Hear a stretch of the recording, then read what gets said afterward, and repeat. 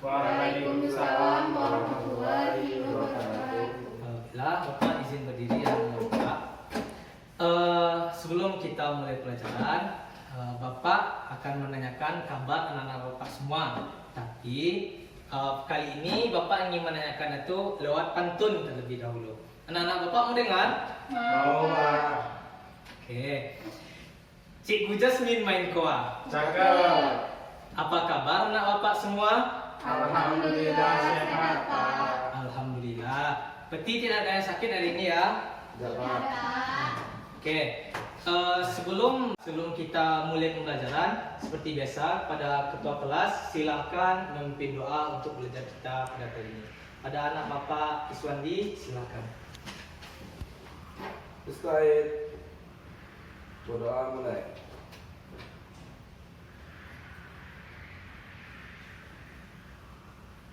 Selesai.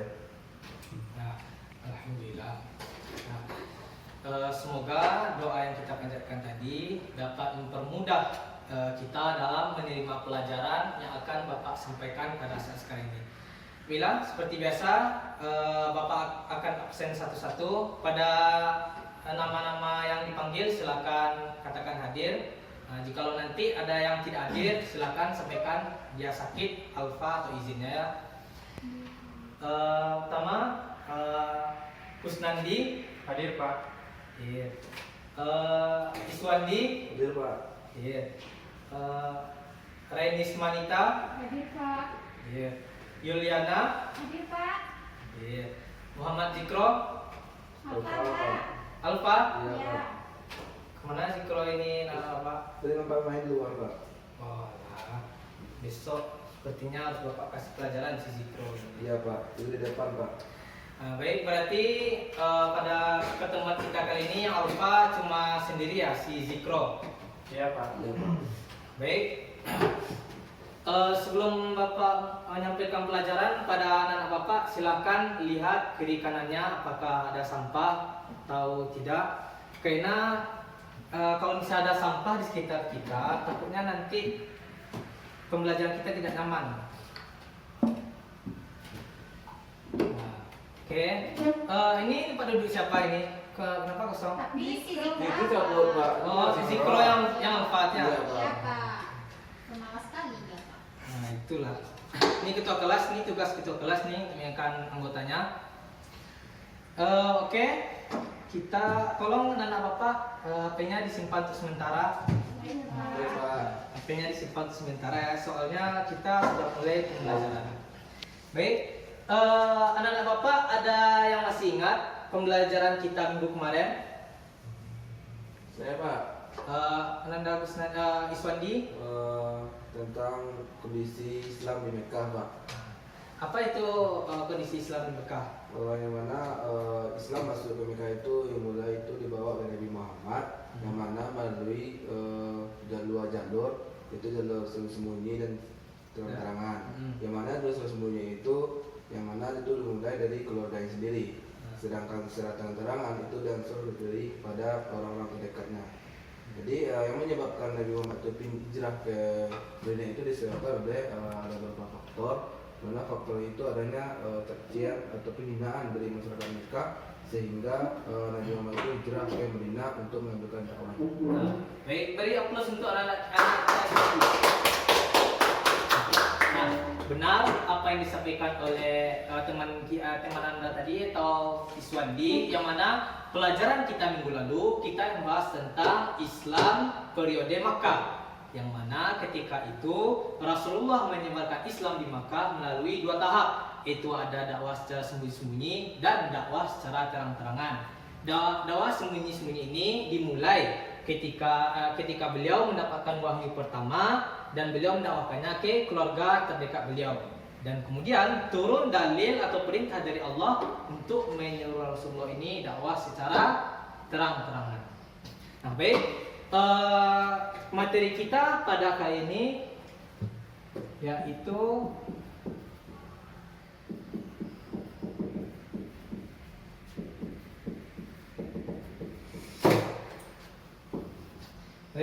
materi kita pada kali ini yaitu Islam periode Madinah. Nah, ini merupakan lanjutan dari materi yang kita pelajari minggu kemarin.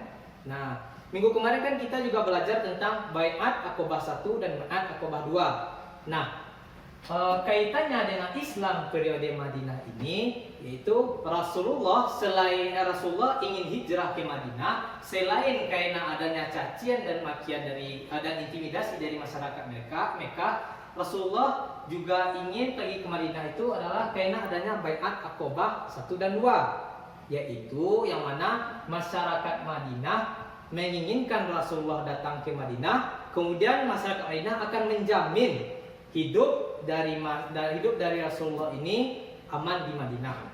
Nah, itu pelajaran kita minggu kemarin. Tolong anak-anak Bapak jangan lupa diulang pelajarannya karena insya Allah akan Bapak keluarkan nanti di ujian. Nah, mengenai Islam periode Madinah ada beberapa tujuan pembelajaran atau mungkin ada beberapa hal yang akan kita pelajari pada saat sekarang ini. Yaitu yang pertama,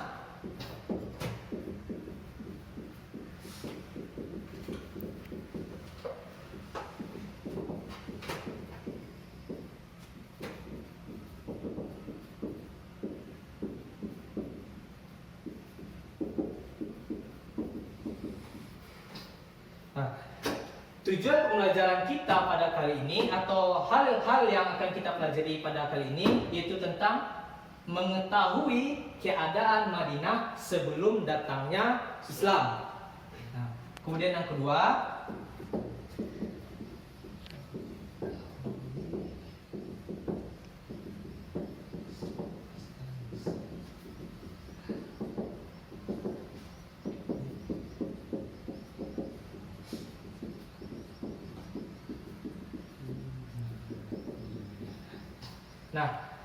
yang kedua, yang akan kita pelajari pada saat sekarang ini adalah mengetahui substansi dan strategi dakwah Rasulullah di Madinah. Nah, anak Bapak silakan kalau ada yang mencatat, silakan catat. Kalau misalnya tidak, kita akan lanjutkan. Sudah selesai catat? Sudah, Pak. Nah, bila kita akan masuk pada poin pertama yaitu mengetahui keadaan Madinah sebelum datangnya Islam. Baik, pada kali ini Bapak akan bagi dua kolom. Yang ini membahas tentang substansi.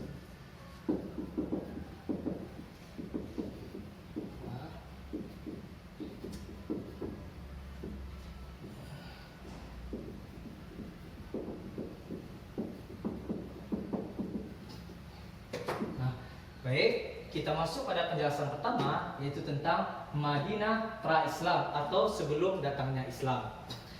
Perlu anak-anak Bapak ketahui bahwasanya Madinah dahulunya bernama Yathrib. Nama Yathrib ini diambil dari seseorang yang pertama kali tinggal di Madinah atau seseorang yang pertama kali hidup di kota Madinah ini. Anak-anak Bapak ada yang tahu siapa namanya? Ada yang tahu? Tidak, Pak. Tidak. Ini anak Bapak ini harus banyak-banyak ngulang di rumah. Oke. Nama orang yang pertama kali tinggal di Madinah adalah Yas.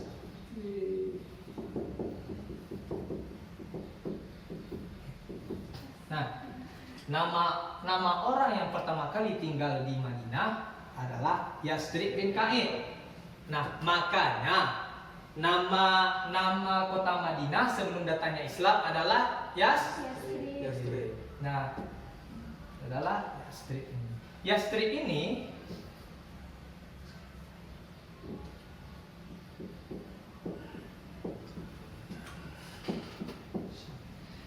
Yathrib ini merupakan anak keturunan dari Syam. Yang mana Syam ini merupakan adalah anak dari Nabi Nuh alaihissalam. Nah, Bapak tahu siapa Nabi Nuh? Nabi Nuh alaihissalam tahu? Tahu. Nabi Nuh alaihissalam adalah nabi dan rasul yang ketiga. Nah, jikalau anak Bapak baca di buku 25 nabi dan rasul.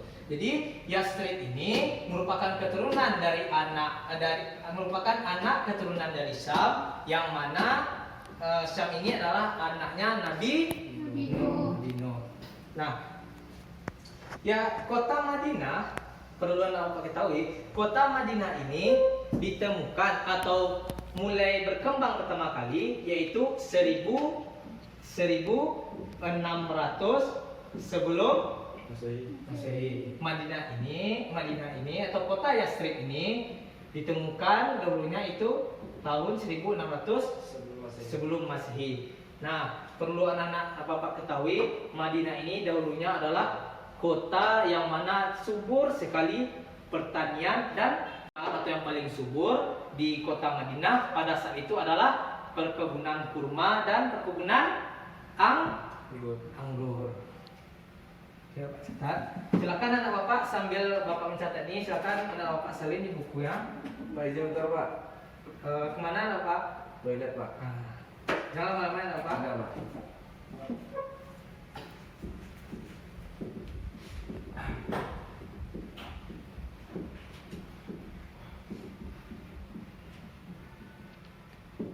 Ya. Ya.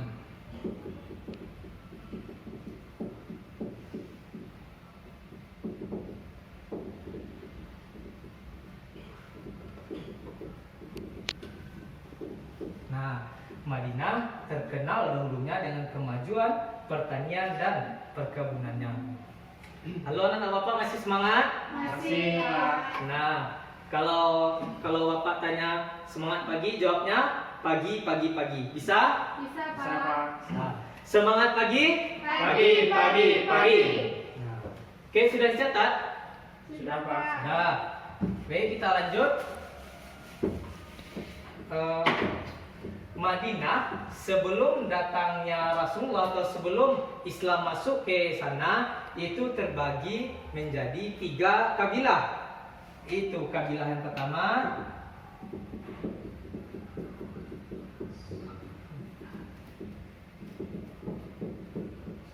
Nah, kabilah yang pertama yang hidup di Madinah sebelum datangnya Islam ke sana itu kabilah Aus dan Khazraj. Kemudian kabilah yang kedua atau kelompok yang kedua yaitu kaum Yahudi. Kemudian yang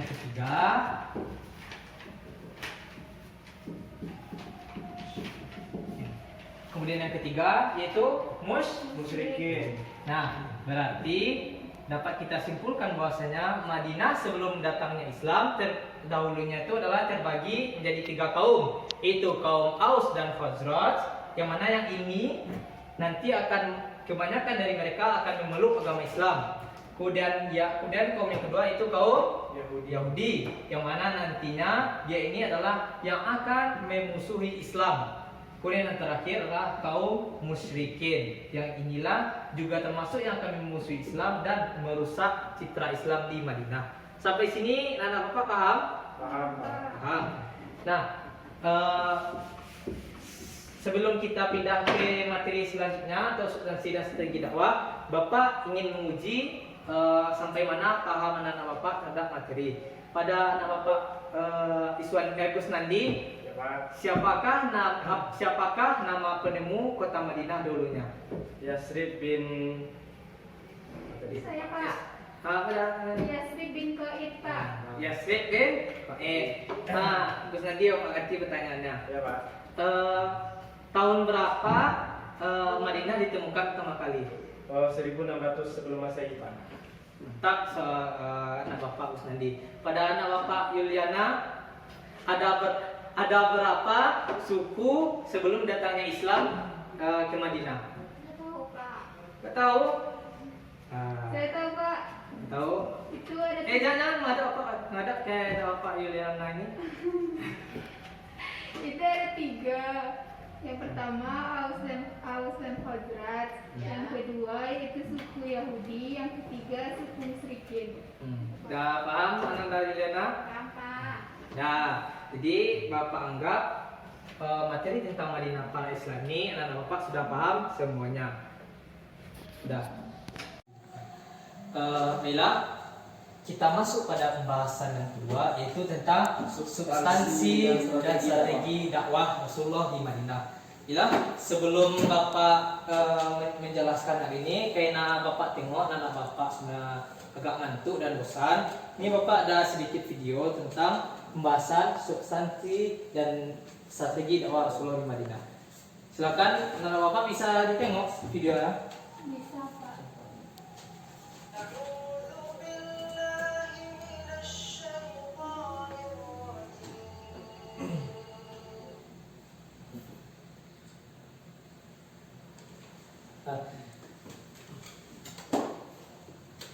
Nah, silakan anak Bapak tonton videonya. Nanti video ini akan berkaitan dengan substansi dan strategi dakwah Rasulullah di Madinah.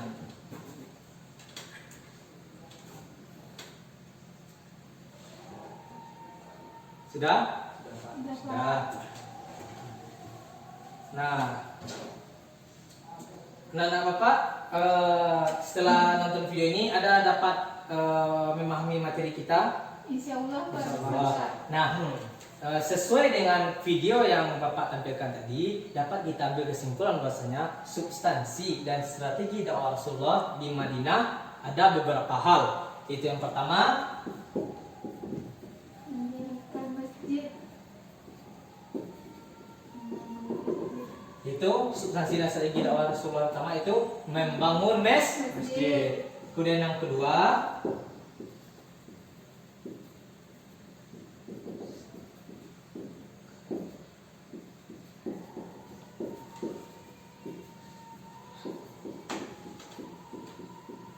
nampak sama anak Bapak Ibu Nandi? Yang kedua itu mempersatukan suku Aus dan Khazraj. Dan yang ketiga,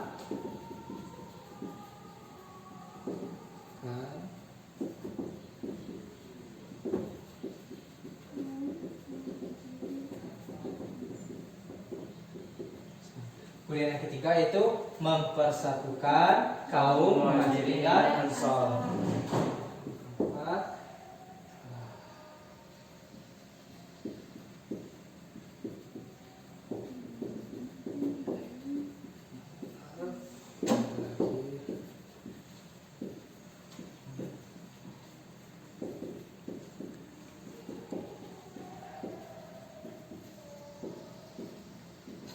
Nah, ya, substansi dan strategi dakwah Rasulullah itu ada 5. Pertama membangun masjid, yang kedua mempersatukan suku Aus dan Khazraj, dan yang ketiga mempersatukan kaum Muhajirin dan Ansor, dan yang keempat menanamkan nilai moral, dan yang kelima membangun tatanan masyarakat.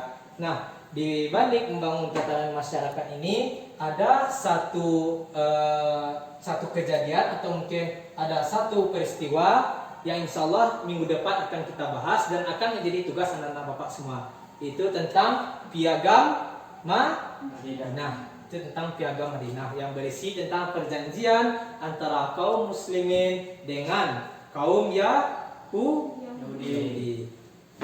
Bisa anak Bapak pahami? Bisa Pak. Nah, karena waktu kita sudah hampir habis, Bapak ada sedikit games atau media pembelajaran yang akan Bapak gunakan pada saat sekarang ini. Yang mana media ini bernama Rolling Cycle. Nah, cara mainnya nanti ini kan ada penunjuknya nih. Nanti ada Bapak putar, di mana dia berhenti, nanti di situ akan ada pertanyaan dari laptop Bapak. Anak-anak Bapak ada yang mau coba satu orang dulu? Saudari Reni Smaita, silakan.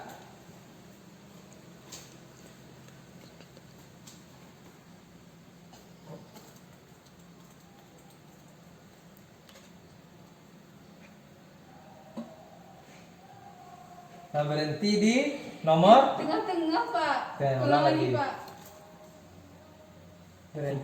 Masih di garis, masih di garis. masih di garis Pak. Nomor 2 Pak. Berarti di nomor 2. Nah, Pak sekam di situ. Berarti pertanyaannya adalah pertanyaan nomor 2. Udah siap Pak? Aduh takut guys. Pertanyaannya, Apa nama kota Madinah? Apa nama kota Madinah sebelum datangnya Islam? Yastrib, Pak. Strip. Apakah benar anak-anak bapak semuanya? Benar, Pak. Nah, baik, tepuk tangan untuk anak. Nah, silakan duduk. Yang mau coba satu kali lagi sebelum kita simpulkan? Saya, Pak. Nah, silakan tadi.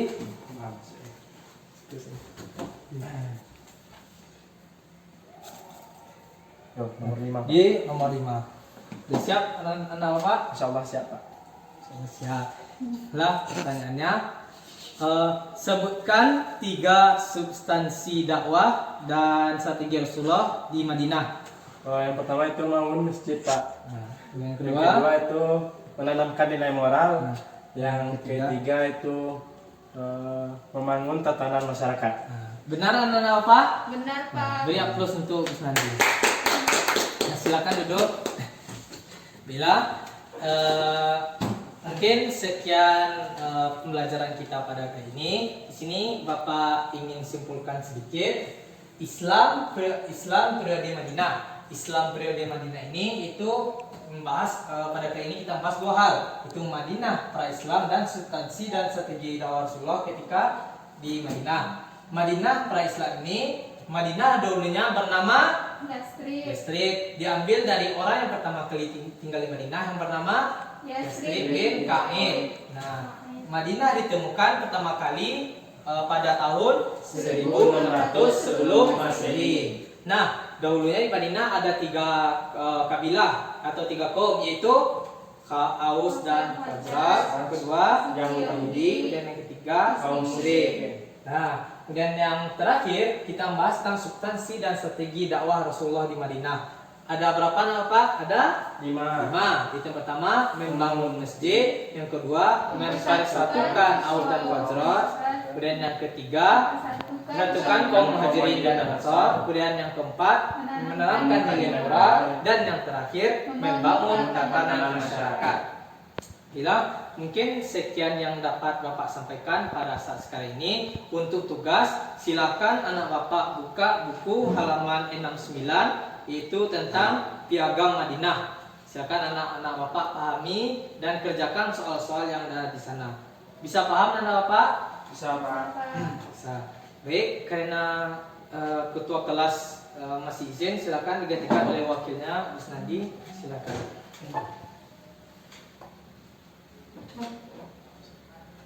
Said, berdoa mulai. Selesai. Baik, Bapak ucapkan terima kasih kepada anak Bapak. Mohon maaf jika ada Bapak banyak kesalahan. Billahi fisabilillah, fastabiqul khairat. Wassalamualaikum warahmatullahi wabarakatuh. Waalaikumsalam warahmatullahi wabarakatuh.